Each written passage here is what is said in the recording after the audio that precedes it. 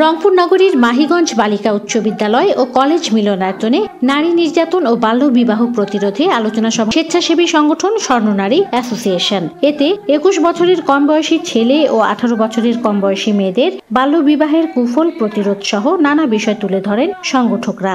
এ সংগঠনের সভাপতি মঞ্জুশ্রী সাহার মতে, বাল্য বিবাহ প্রতিরোধে প্রয়োজন আইনের প্রচার, সচেতনতা বৃদ্ধি, শিক্ষার সুব্যবস্থা এবং ঝুঁকিপূর্ণ পরিবারের সচ্ছলতা বৃদ্ধিতে কাজ করা।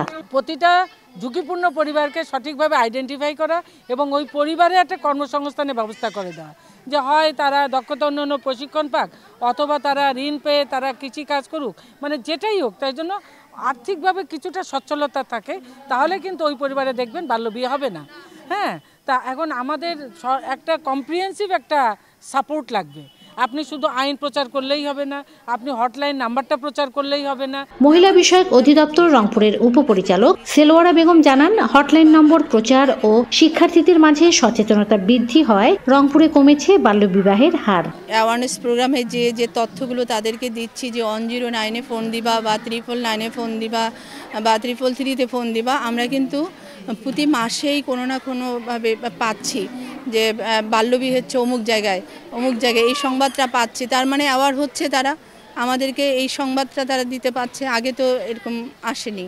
যে মেসেজ আমাদের কাছে আছে সেটা কিন্তু আমরা সাথে সাথে সেখানে যে আইনশৃঙ্খলা বাহিনীর সহযোগিতা নিয়ে আমরা সাথে সাথে সেটা প্রতিরোধ করে আসি। এদিকে বাল্যবিবাহ প্রতিরোধ করা গেলে কমবে মাতৃমৃত্যুর হার বলে জানান পরিবার পরিকল্পনা রংপুর কার্যালয়ের উপপরিচালক সাইফুল ইসলাম। রংপুর জেলায় সেভ দ্য চিলড্রেনের কারিগরি সহযোগিতা এবং কুইকার অর্থায়নে আরডিআরএস-এর প্রত্যক্ষ তত্ত্বাবধানে আমাদের জননী প্রকল্প রয়েছে। জননী প্রকল্পের অন্যতম একটা কাজ হলো যে বাল্যবিয়ে প্রতিরোধ করা এবং মানুষকে সচেতন করা।